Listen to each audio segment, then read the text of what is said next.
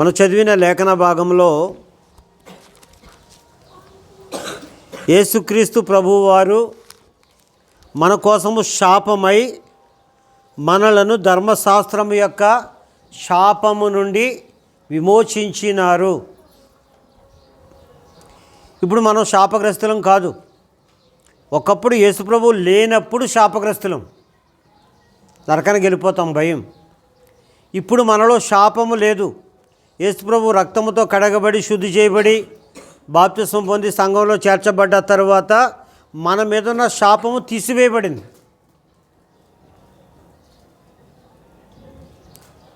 మనం ఆశీర్వదించబడిన జనాంగం, దేవుని సొత్తైన ప్రజలం, రాజులైన యాజక సమూహంగా చేయబడ్డాం. మన శాపము తీసివేయబడింది. ఇప్పుడు అబ్రహాము పొందిన ఆశీర్వచనాలు మనం కూడా పొందాలని యేసుక్రీస్తు ప్రభువారు మన కోసము శాపమయ్యాడు, మనల్ని శాప విముక్తులు చేసినాడు. ఆయనలో ఏ శాపము లేదు, కానీ మన కోసం శాపంగా మార్చబడ్డాడు ఆయన. ఇప్పుడు మనము అబ్రహాము యొక్క విశ్వాసములోనికి రావాలి. అదే గలతీ 3:7 కాబట్టి విశ్వాస సంబంధులే అబ్రహాము కుమారులని మీరు తెలుసుకొండి అని రాయబడింది. విశ్వాస సంబంధులుగా ఉండాలి. విశ్వాస సంబంధులు అబ్రహాము కుమారులు. 9వ చదవండి.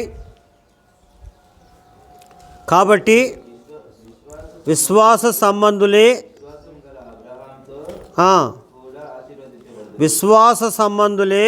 విశ్వాసము గల అబ్రహాముతో కూడా ఆశీర్వదించబడతారు. అబ్రహాముకున్న విశ్వాసం రావాలి. అబ్రహాము దేవుని నమ్మినది అతనికి నీతిగా ఎంచబడను. చెప్పగానే నమ్మినాడు. నీ ఇల్లు విడిచిపెట్టమంటే విడిచిపెట్టాడు. నీ తండ్రిని కుటుంబాలను విడిచిపెట్టమంటే విడిచిపెట్టాడు. చూపించబోయే దేశానికి వెళ్ళమంటే వెళ్ళాడు. ఆ తర్వాత లోతుని విడిచిపెట్టమంటే విడిచిపెట్టాడు. హాగర్ని విడిచిపెట్టమంటే విడిచిపెట్టాడు. ఇష్మాయిల్ని విడిచిపెట్టమంటే విడిచిపెట్టాడు. ఏది విడిచిపెట్టమంటే దాన్ని విడిచిపెడుతూ వచ్చాడు. నీకు ఒక్క కుమారుణ్ణి నాకు దహన బలిగా అర్పించమంటే విడిచిపెట్టక ఇష్టపడిపోయాడు. దహన బలి అంటే అర్థం ఏంటి? ఒక వ్యక్తిని చంపాలి, రక్తం చిందించాలి, నిప్పు పెట్టాలి. అంటే చచ్చిపోతాడు, కాలిపోతాడు, ఇంక కనపడతాడా? మరికి ఇస్సాకుని విడిచిపెట్టక ఇష్టమైపోయాడు. ఆయన కొండ మీద తీసుకెళ్ళినాడు, బలిపీఠం కట్టాడు, కట్టెలు పేర్చాడు, ఇస్సాకుని కాళ్ళు చేతులు కట్టి పడుకోబెట్టాడు, కత్తి ఎత్తాడు. అంతవరకు దేవుడు పరీక్షించాడు అబ్రాహాముని. అప్పుడు అబ్రాహామాగా అన్నాడు, చిత్తం ప్రభు అన్నాడు, ఈ ఒక్క కుమారుడు నాకు ఈ వెను తీయలేదు కనుక నీవు నాకు భయపడేవాడమని నాకు అర్థమవుతుంది అన్నాడు. ఆయనకు ముందే తెలుసు. ఆ విషయం లోకానికి చూపించాలి. కాబట్టి మనము దేవునికి ఇష్టమైన బిడ్డలుగా ఉండాలంటే అబ్రహాము విశ్వాసం మనకు రావాలి. అబ్రహాము విశ్వాసం మనలోకి రావాలి. అపోస్తలుడైన పౌలు గారు తిమోతికి రాస్తూ ఆ పత్రికలో కొన్ని విషయాలు చెప్తూ వచ్చినాడు. 1 తిమోతి 1:5 చదువుదాం. 1 తిమోతి 1:5 చదవండి తీసిన వాళ్ళు. 1 తిమోతి 1:5 ఉపదేశ సారమేదనగా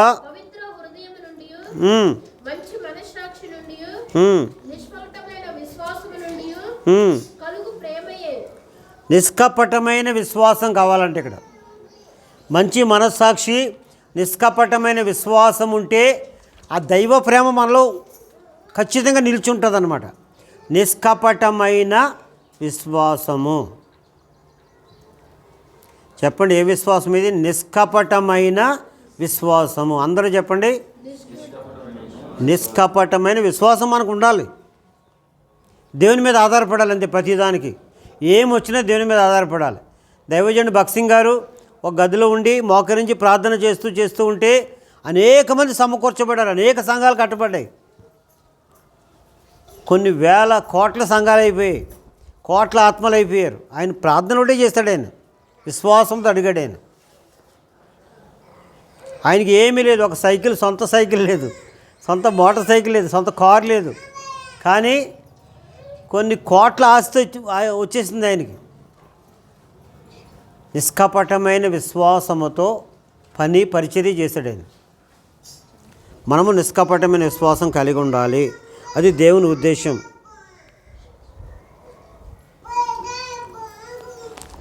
నెక్స్ట్ తిమోతికి రాసిన మొదటి పత్రిక 1వ అధ్యాయము 18వ వచనం. నా కుమారుడవైన తిమోతి,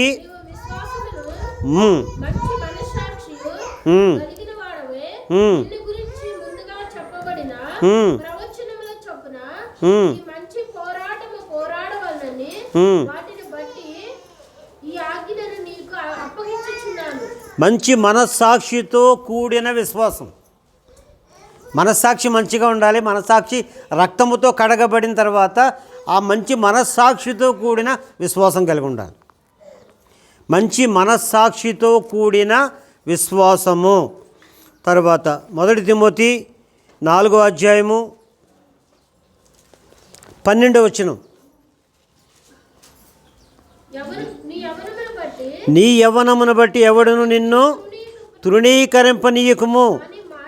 మాటలోను, ప్రవర్తనలోను, ప్రేమలోను, విశ్వాసములోను, పవిత్రతలోను. విశ్వాసులకు మాదిరిగా ఉండాలంటే మాదిరి అయిన విశ్వాసం, మాదిరి అయిన విశ్వాసం.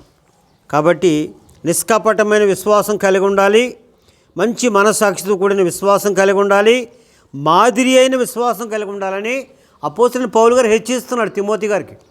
తిమోతిని దైవజనుడా అన్నాడు ఆయన. ఈయన పెద్ద ఆయన, చిన్నవాడు తిమోతిని దైవజనుడా అన్నాడు ఆయన. అంటే ఒక దైవజనుడిగా ఉండాలంటే ఈ విశ్వాసాలు కావాలన్నమాట. తర్వాత 3వది చూద్దాం, మాదిరి అయిన విశ్వాసం. తర్వాత 4వది చూద్దాం, 1 తిమోతి 6వ అధ్యాయం 11వ వచనం. 6:11. తిమోతి యవ్వనస్తుడు. అపోస్తలుడైన పౌలు గారు అనేక సంఘాలు కట్టి సువార్త చేసి ఒక గొప్ప దైవజనుడైన ఆ దైవజనుడు ఈ యవ్వనస్తుడిని దైవజనుడా అని పిలుస్తున్నాడు.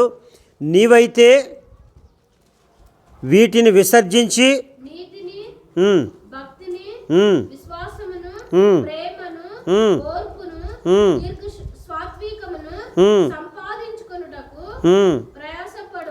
సంపాదించుకొనుటకు ప్రయాసపడము. విశ్వాసాన్ని సంపాదించుకోవాలంట. ఇక్కడ చాలా విషయాలు ఉన్నాయి. అందులో నీతి ఒకటి, భక్తి ఒకటి, విశ్వాసం ఒకటి, ప్రేమ ఒకటి, ఓర్పు ఒకటి, సాత్వికం ఒకటి. ఇవన్నీ సంపాదించుకోవాలి. అందులో విశ్వాసం కూడా సంపాదించుకోవాలి. మనం డబ్బు సంపాదించుకుంటాం, కానీ విశ్వాసం సంపాదించుకోవాలి. విశ్వాసంలో అంతకంతకు ఎదుగుతూ ఉండాలి. బలమైన విశ్వాసం. ప్రభువా అనగానే నా కుమారుడా ఏమిటి అనాలి ప్రభు. అంత విశ్వాసం రావాలన్నమాట మనకి. విశ్వాసము సంపాదించుకోవాలి. సంపాదించుకునే విశ్వాసము ఇది. తర్వాత 2 తిమోతి 1:4.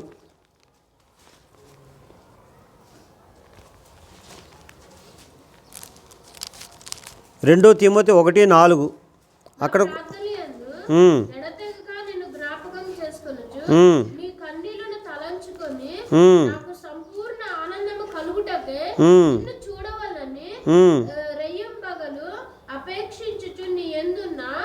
నిష్కపటమైన విశ్వాసమును జ్ఞాపకము చేసుకొని నా పితరుల ఆచార ప్రకారము నిర్మలమైన మనస్సాక్షితో నేను సేవించుచున్న దేవుని యెడల కృతజ్ఞుడనై ఉన్నాను. ఆ విశ్వాసము మొదట మీ అవ్వయైన లోయలోను మీ తల్లి అయిన యునేకేలోను వసించును. అది నీయందు సహా వసించుచున్నదని నేను రూఢిగా నమ్ముచున్నాను. నిష్కపటమైన విశ్వాసం అనే దాని గురించి 1వ అధ్యాయంలో 5వ వచనం చదివాం. ఇక్కడ ఆ నిష్కపటమైన విశ్వాసం గురించి నీ అవ్వ అయిన లోయలో ఉంది, నీ తల్లి అయిన యునికేలో కూడా ఉంది, అది నీలో కూడా ఉందని చెప్తున్నాడు ఆయన. అంటే వాళ్ళ అవ్వ దగ్గర నుండి, వాళ్ళ అమ్మమ్మ దగ్గర నుండి, వాళ్ళ అమ్మ దగ్గర నుండి ఈయనలో కూడా ఆ విశ్వాసం ఉంది. ఆ నిష్కపటమైన విశ్వాసం, నిర్మలమైన మనస్సాక్షి కలిగిన విశ్వాసం.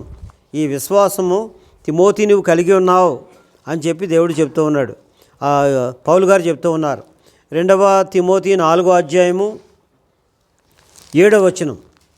మంచి పోరాటము మంచి పోరాటము పోరాడి తిని విశ్వాసమును కాపాడుకునే విశ్వాసాన్ని కాపాడుకోవాలి.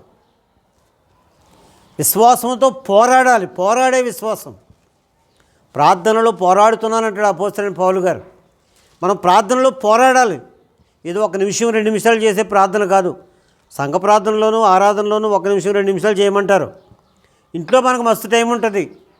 తెల్లవారుజాము 4 గంటల లేగాలి, 6 వరకు ప్రార్థన చేసుకోవాలి, ఆరాధన చేసుకోవాలి. పడుకునే ముందు కూడా 1 గంట అరగంట ఆరాధన చేసుకోవాలి, ప్రార్థన చేసుకోవాలి. బాగా అలసిపోతే 1 అరగంట అయినా ఆరాధన ప్రార్థన చేసుకోవాలి. దైవశక్తి మనలో పరిపూర్ణమవుతుంది అన్నమాట.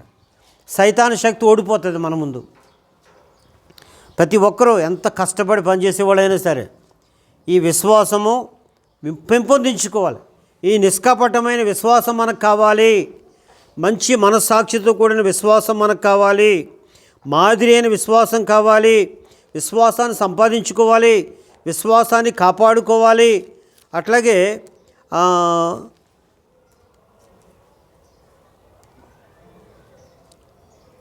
ఈ యొక్క వాక్యము ద్వారా విశ్వాసం అనేది పెంపారుతూ ఉండాలి. మన విశ్వాసం ఎప్పుడూ కూడా ఈ వాక్యము ద్వారా అటువంటి విశ్వాసం ఉండాలన్నమాట మనకి. ఇది అబ్రహాము కలిగిన విశ్వాసం మనం కలిగి ఉండటానికి మనకి ఎంతగానో ఉపయోగపడుతుంది. పేతురు గారిని దేవుడు అన్నాడు అల్ప విశ్వాసి అన్నాడు. ఎక్కడన్నాడు? ప్రభా నీళ్ళ మీద నడిచొస్తున్నాడు దేవుడు. మత్తయి సువార్త 14వ అధ్యాయంలో నేను కూడా నడుస్తాను ప్రభా, నీవైతే నేను కూడా నడుస్తాను ప్రభా అంటే నడవమన్నాడు ఆయన. యేసు ప్రభా దేనికి ఆటంకం చెప్పరు, నడవమన్నాడు. ఈయన కూడా నీళ్ళ మీద నడిచాడు. మరి 2 అడుగులు వేసాడో తెలియదు, నడిచాడు నీళ్ళ మీద. అంటే యేసు ప్రభా దేవుడు కాబట్టి నీళ్ళ మీద నడవడం ఓకే, కానీ పేతురు సామాన్యమైన మానవుడు, ఆయన నీళ్ళ మీద నడవడం చాలా గొప్ప కదా. గాలిని చూచి మునిగిపోసాగాడని రాయబడింది. గాలి సైతాన్ని ఊరుకుంటుందా? గాలి కనపడుతుందా? గాలి కనపడదు. కానీ రయ్యమని సౌండ్లు వచ్చేసరికి యేసు మీద ఉన్న దృష్టిని పక్క గాలి వైపు మళ్ళించాడు. ఆ గాలిని చూశాడు, మునిగిపోతున్నాడు. గాలి అంటే దెయ్యం అనమాట. పల్లెటూరులో ఏమంటారు? గాలి అంటే దెయ్యం, గాలి పడింది అంటారు. దెయ్యం పట్టింది, దెయ్యం పడింది అన్నట్టుగా. కాబట్టి సైతాన్ ఊరుకోదు. నీళ్ళ మీద నడుస్తున్న వ్యక్తిని మునిగిపోయేటట్టు చేసింది. మరలా యేసు ప్రభువా నన్ను రక్షించంటే ఆయన చేయి పట్టి లేపి ఆయనతో పాటు మనం నడిపించుకుంటూ తీసుకెళ్ళాడా లేదా ఆ ధోని వరకు. కాబట్టి అల్ప విశ్వాసి ఎందుకు సందేహపడితే అన్నాడు ఆయన. అల్ప విశ్వాసం మనలో ఉండకూడదు. పరిపూర్ణమైన విశ్వాసం ఉండాలి, గొప్ప విశ్వాసం ఉండాలి. ఒక స్త్రీ తన పిల్లలకు దెయ్యం పట్టిందని అడగడానికి వచ్చింది. అయ్యో ప్రభువా నా పిల్లలకు దెయ్యం పట్టింది, వదిలించు ప్రభువా అంటే, అప్పుడు పిల్లల రొట్టె తీసుకొని కుక్క పిల్లలకు వేయట యుక్తం కాదంటే, అవును నిజమే ప్రభువా అందామె. కుక్క పిల్లలు కూడా యజమాని బల్ల మీద పడి రొట్టె ముక్కలు తింటాయి కదా ప్రభువా అంది. అంటే కుక్క పిల్లలన్నా కూడా ఆమె ఎంతో తగ్గించుకొని నిజమే ప్రభువా అంది.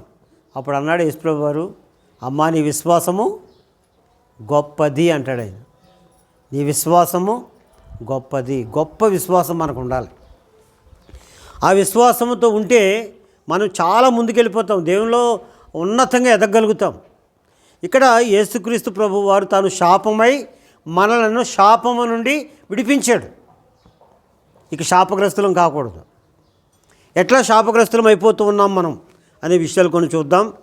ఇర్మియా గ్రంథము 17వ అధ్యాయము 5వ వచనం. ఇర్మియా 17:5. యెహోవా ఇలాగు సెలవిచ్చుచున్నాడు, నరులను ఆశ్రయించి శరీరులను తనకు ఆధారముగా చేసుకొని హృదయం యెహోవా మీద తొలగించుకుంటే శాపగ్రస్తులు అవుతారు. ఒకసారి శాపాన్ని తప్పించాడు దేవుడు, మరలా శాపగ్రస్తులు అవ్వద్దు. మనం హృదయం దేవుని మీదే ఉండాలి, ప్రతి విషయంలో దేవుని మీద ఆనుకోవాలి. మీలో ఎవరికైనా జ్ఞానం కొద్దిగా ఉంటే అడగమన్నాడు. ప్రభా మా పిల్లలకు జ్ఞానం ఈ ప్రభా అని అడిగితే పిల్లలకు జ్ఞానం ఇస్తాడు. నాకు జ్ఞానం ఈ ప్రభా అంటే జ్ఞానం ఇస్తాడు. అనారోగ్యం ఉంటే అనారోగ్యం తీసే ప్రభా అంటే తీసేస్తాడు. నాకు ఇది కావాలి ప్రభా అంటే ఏది అడిగినా ఇస్తాడు. నా నామములో మీరు నన్ను ఏం అడిగినను నేను చేతును అన్నాడు ఆయన. మన హృదయాలు దేవుని మీదని తొలగకుండా కాపాడుకోవాలి. మనుషులను ఆధారం చేసుకోవద్దు, రాజకీయ నాయకులను ఆధారం చేసుకోవద్దు. ఆయన రికమెండేషన్ చేస్తే నా పిల్లడికి ఉద్యోగం వచ్చేస్తుంది, సీట్ వచ్చేస్తుంది, ₹1,00,000 పెడితే గవర్నమెంట్ జాబ్ వచ్చేస్తుంది, ఇట్లాంటి ఆలోచనలకు అస్సలు వెళ్ళొద్దు. సైతం తెచ్చే ఆలోచనలు. గవర్నమెంట్ జాబ్ లేకపోయినా పర్వాలేదు. మా పిల్లలకి నేను సేవకు వచ్చిన తర్వాత మా పిల్లలు చదివించడం చాలా కష్టమైపోయింది.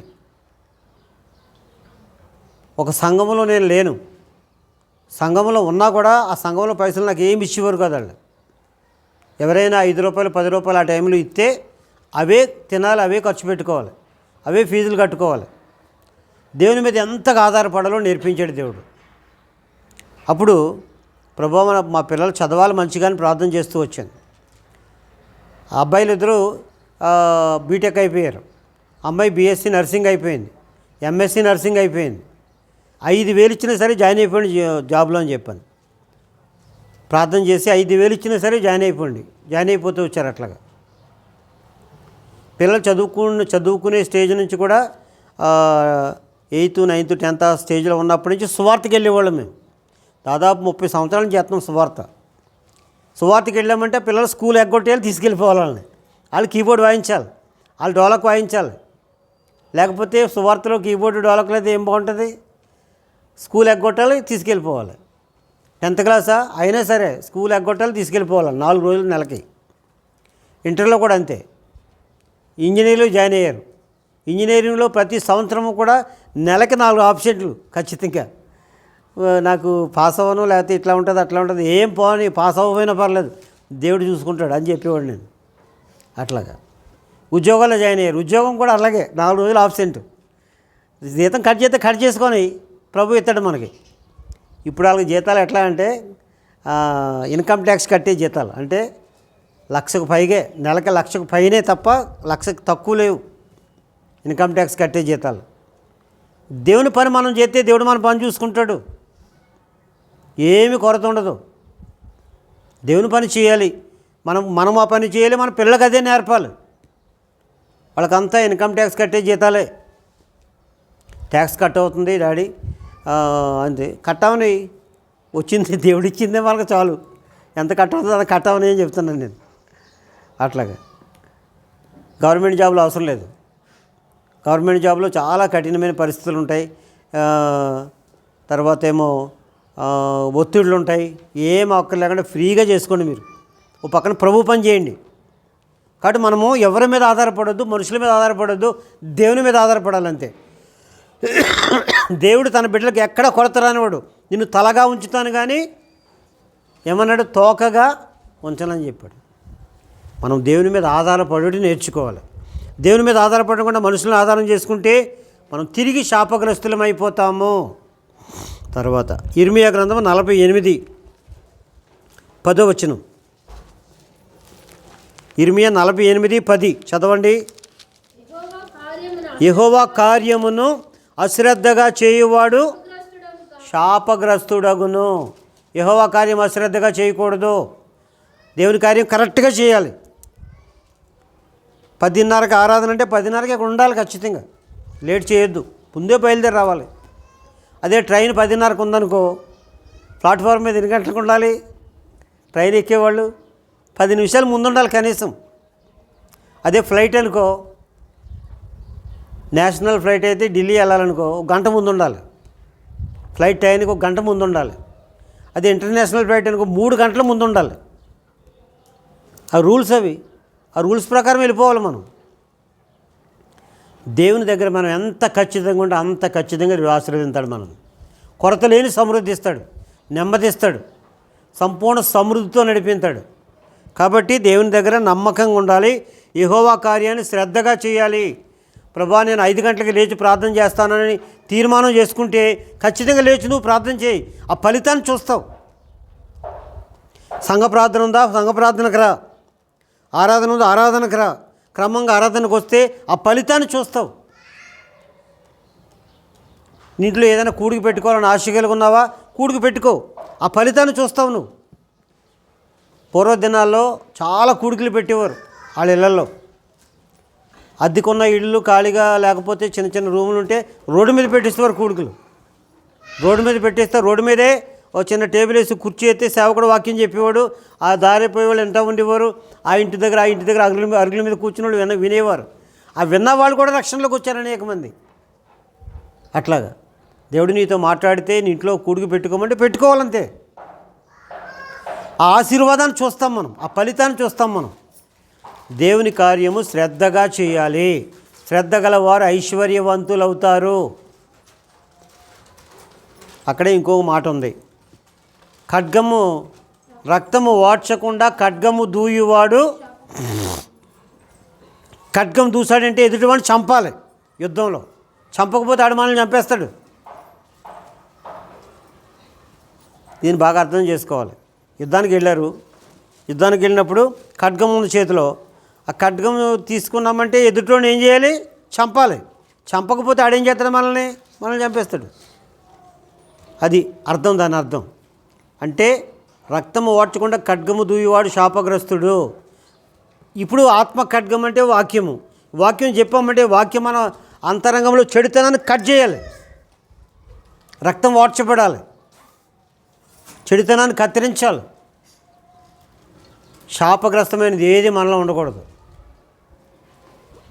కొలసీలకు రాసిన పత్రిక కొలసీ 3:5 కొలసీ 3:5 చదవండి.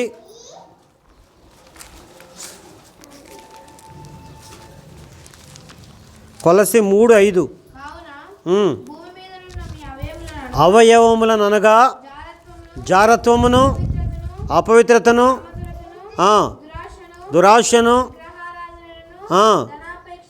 చంపివేయుడి. చంపాలి.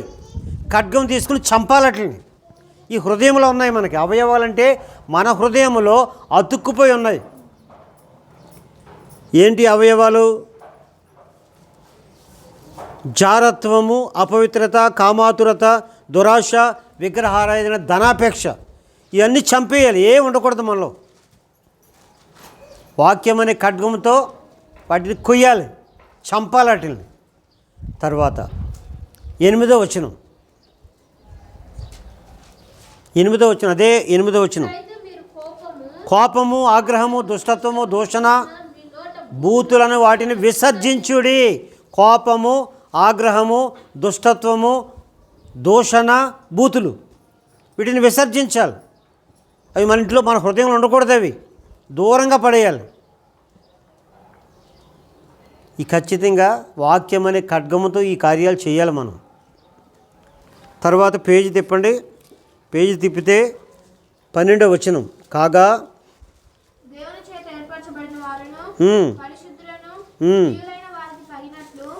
మీరు జాలిగల మనస్సును, దయాళుత్వమును, వినయమును, దీర్ఘశాంతమును ఇవి లేవు. ఇవి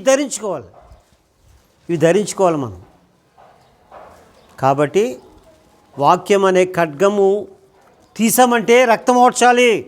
మనలో ఉన్న వాటిని మనం ఖండించుకోవాలి, వాటిని పారవేయాలి. జారత్వం, అపవిత్రత, కామాతురత, విగ్రహారాధన, ధనాపేక్ష వీటిని చంపాలి.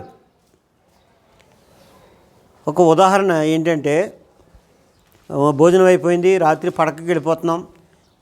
ఈలోగా ఇంట్లోకి ఒక పాము వచ్చింది అనుకుందాం. ఆ ఇంట్లో పడుకుంటాం మనం? ఆ మూలలో మనం పడుకుందాం, ఆ మూల అది ఉంటుంది అనుకుంటామా? ఆ ఇంట్లో ఉండాలంటే ఆ పాముని ఏం చేయాలి? చంపాలి. మనం జీవించి ఉండాలంటే ఈ యొక్క జారత్వం, అపవిత్రత, దురాశ, కామాతురత, విగ్రహారాధన, ధనాపేక్ష వీటిని చంపితేనే మనం బతుకుతాం.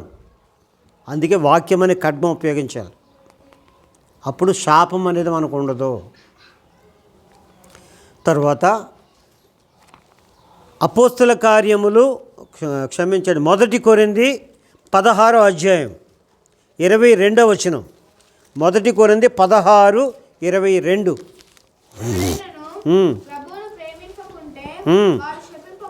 ప్రభువును ప్రేమించకుంటే శపించబడును గాక అనుంది.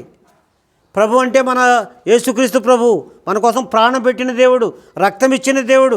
ఆయన కనికరంతో రక్షణ పొందాం, ఆయన కనికరంతో స్వస్థత పొందాం, ఆయన కనికరంతో మనము దేవుని యొక్క సంఘములో చేర్చబడ్డాం, సంఘము ద్వారా పోషించబడుతున్నాం, దేవుని ద్వారా మనము బలపరచబడుతున్నాం, కుటుంబాలు క్షేమంగా ఉన్నాయి.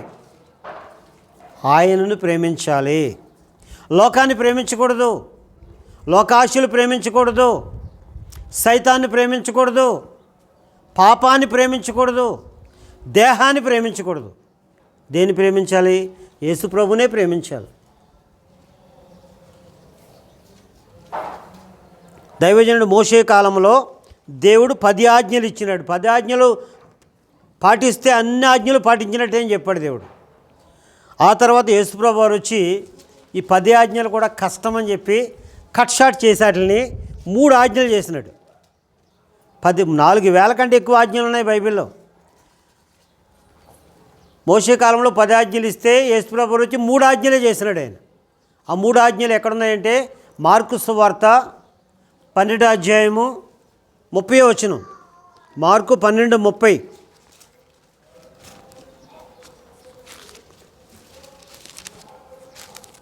చదవండి. నీవు నీ పూర్ణ హృదయముతోనూ, పూర్ణ ఆత్మతోనూ, పూర్ణ వివేకముతోనూ, పూర్ణ బలముతోనూ దేవుడైన ప్రభువును ప్రేమించాలి. ప్రధానమైన ఆజ్ఞ అంటే ప్రభువును ప్రేమించాలి, ప్రధానమైన ఆజ్ఞ. రెండవది నిన్ను వలే, ఇది 2వ ఆజ్ఞ. పొరుగువాని ప్రేమించాలి, 2వ ఆజ్ఞ. 3వ ఆజ్ఞ ఇక్కడ లేదు. యోహాను సువార్త 13:34లో ఉంది. యోహాను సువార్త 13:34.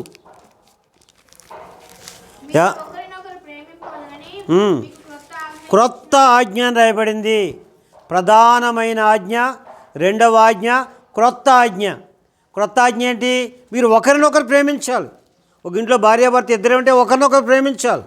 ఒక ఇంట్లో 10 మంది ఉంటే 10 మంది ఒకరినొకరు ప్రేమించాలి. ఇప్పుడు సంఘం అనేది ఒక ఇల్లు, విశ్వాస గృహము. ఈ విశ్వాస గృహములో ఎంతమంది ఉంటే అంతమంది ఒకరిలో ఒకరు ప్రేమ కలిగి ఉండాలి. ప్రేమ అనేక దోషములను కప్పాలి, ప్రార్థనతో కప్పాలి. కాబట్టి ఈ 3 ఆజ్ఞలు పాటించాలి. ప్రభువును ప్రేమించాలి, మొట్టమొదటి ఆజ్ఞ, ప్రధానమైన ఆజ్ఞ. పొరుగువారిని ప్రేమించాలి. పొరుగువారంటే మన ఇంటికి ముందు వెనక ఆ పక్కన ఈ పక్కన ఉన్న వాళ్ళు అందరూ పొరుగువాళ్ళే. వాళ్ళందరినీ ప్రేమించాలి. ప్రేమ అనేక దోషాలు కప్పుతుంది. ప్రభువా వాళ్ళని క్షమించని ప్రార్థన చేయాలి. వాళ్ళ కష్టములు ఉంటే ఆదుకోవాలి, వెళ్ళి వాళ్ళ కోసం ప్రార్థన చేయాలి, రక్షణ కోసం ప్రార్థన చేయాలి.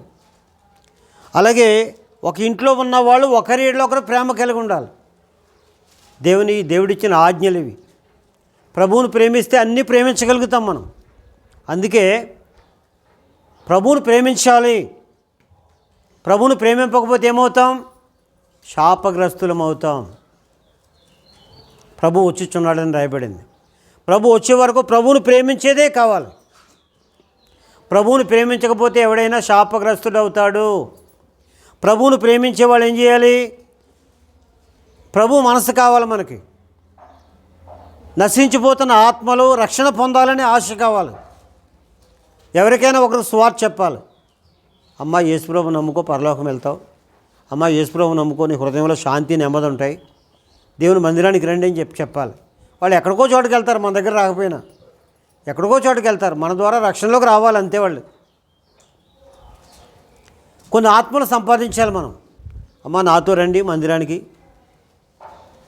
మీ సమస్యలన్నీ ప్రభు తీరుస్తాడు. మీ యొక్క అసమాధానము, అశాంతి గాలికి ఎగిరిపోతాయి. సమాధానము, శాంతి ఇస్తాడు దేవుడు, పరలోకం ఇస్తాడు దేవుడు. ఇట్లా చెప్పినప్పుడు మనం వాళ్ళ కోసం ప్రార్థన చేస్తున్నప్పుడు ఒక ఆత్మను సంపాదించగలుగుతాం. ఒక వ్యక్తిని మందిరాన్ని నడిపించగలుగుతాం. ఆ పని చేయాలి.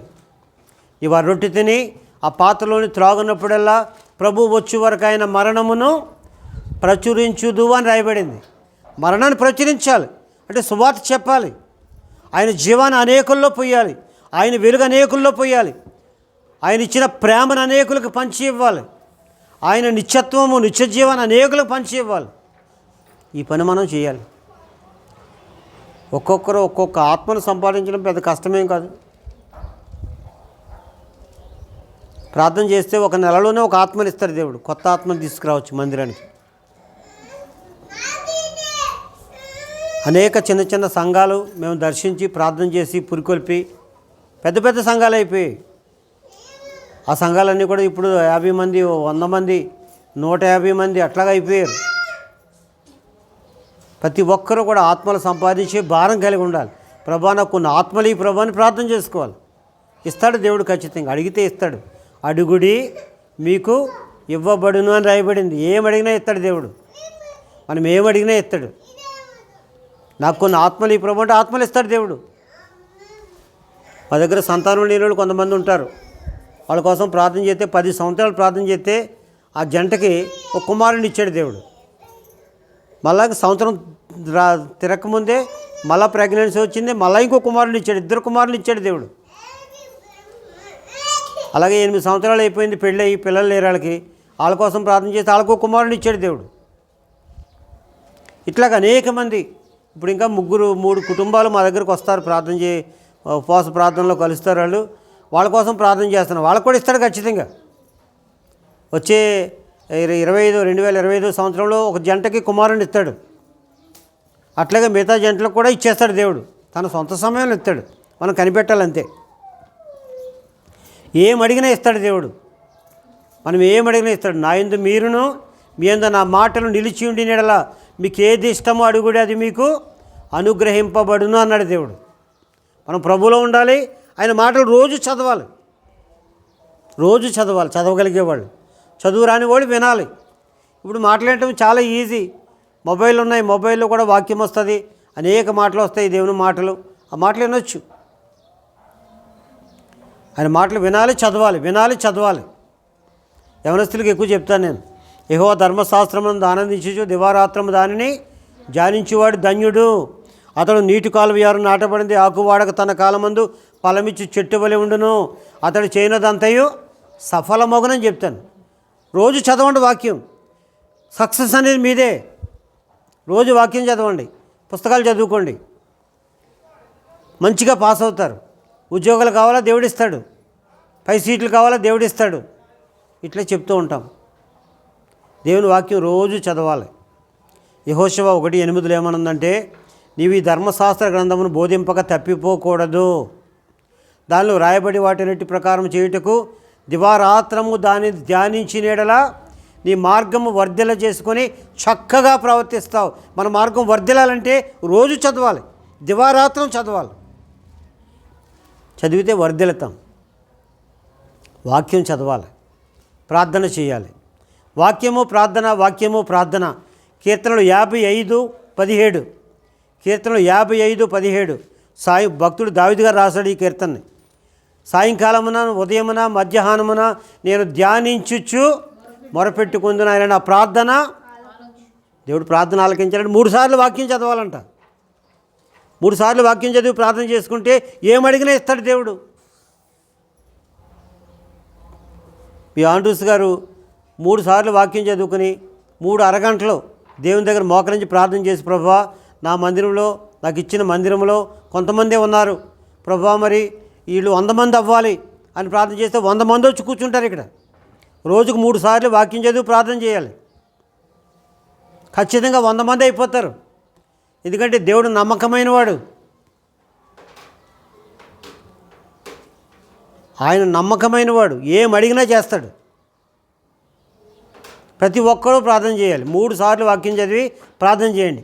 మీకు ఏది ఇష్టం అడగండి, ఖచ్చితంగా ప్రార్థన ఆలకిస్తాడు, ఇస్తాడు దేవుడు. మనము దేవుని దగ్గర నమ్మకంగా ఉండాలి, ఆయన్ని ప్రేమించాలి. తర్వాత మలాకీ గ్రంథము, మత్తయి సువార్తకు ముందు ఉంటుంది మలాకీ గ్రంథము 3వ అధ్యాయము 8వ వచనం. మానవుడు దేవుని యొద్ద దొంగిలినా, అయితే మీరు నా యొద్ద దొంగిలితిరి. దేని విషయంలో మేము నీ యొద్ద దొంగిలితమని మీరందరూ 10వ భాగమును ప్రతిష్టార్పణములను ఇయ్యక దొంగిలితిరి. తర్వాత ఈ జనులందరూ నా యొద్ద దొంగిలిచినే ఉన్నారు, మీరు శాపగ్రస్తులై ఉన్నారు. దేవుని యొద్ద దొంగిలియేవారు శాపగ్రస్తులు. దేవుని యొద్ద దొంగిలించడం ఏంటి? దేవుడు మనకు అన్నీ ఆయనే ఇస్తున్నాడు. ఇచ్చిన దాంట్లో 10వ భాగం దేవునికి ఇవ్వాలి. 10వ భాగం దేవునికి ఇవ్వాలి. ఇవ్వకపోతే ఏమవుతాం? శాపగ్రస్తులం అవుతాం. 10 రూపాయలు 1 రూపాయి దేవునికి ఇవ్వాలి, 100 రూపాయలు 10 రూపాయలు దేవునికి ఇవ్వాలి. ఎంత వస్తే అంత. 1000 వచ్చిందనుకో 100 రూపాయలు దేవునికి ఇవ్వాలి, 10,000 వచ్చిందనుకో 1000 రూపాయలు దేవునికి ఇవ్వాలి, 1,00,000 రూపాయలు వచ్చిందనుకో 10,000 దేవునికి ఇవ్వాలి. దేవునికి ఇవ్వకపోతే ఏమవుతాం? శాపగ్రస్తులం అవుతాం. ఇది ఖచ్చితంగా మనం పాటించాలి. దేవునికి ఇస్తేనే ఆశీర్వాదం మనకి. దేవునికి ఇవ్వకపోతే ఆశీర్వాదం ఏమీ లేదు.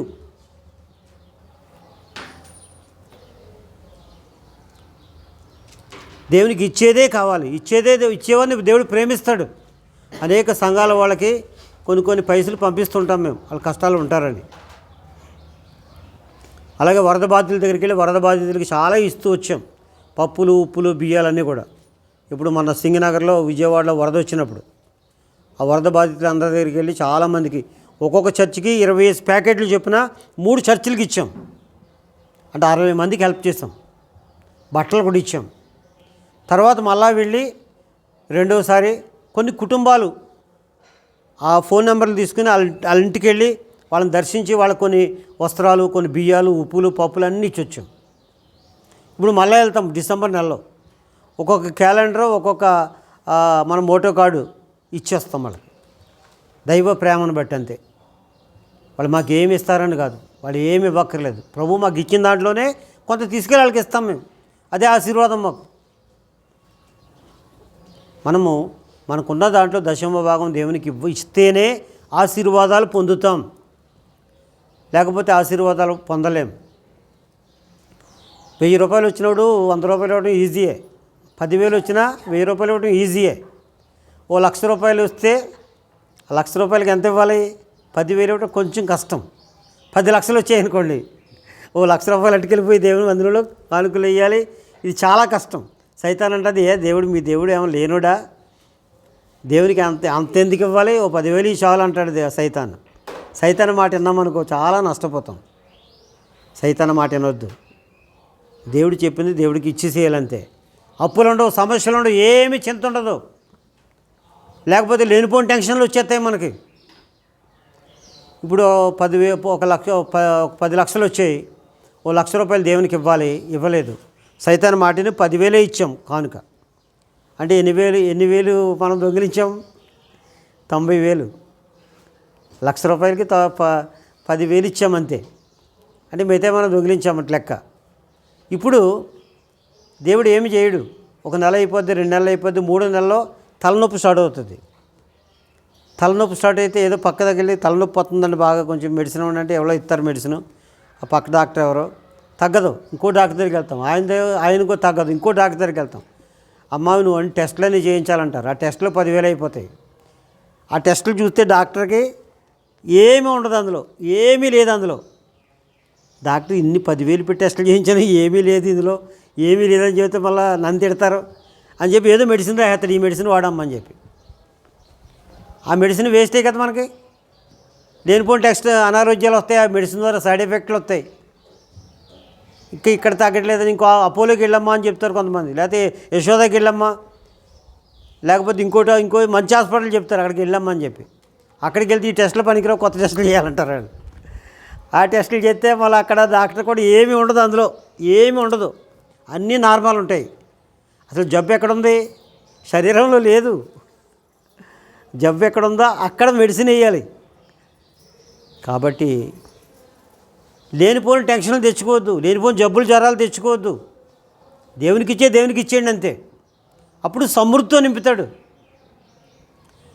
ఏ విధమైన కొరత ఉండదు, ఇబ్బంది ఉండదు, శ్రమ ఉండదు, సమస్య ఉండదు. మనము మన పిల్లలు అందరూ క్షేమంగా ఉంటారు, నెమ్మదితో ఉంటారు, సమృద్ధితో ఉంటారు. దేవునికి ఇచ్చేయాలంతే ఎప్పుడు కూడా.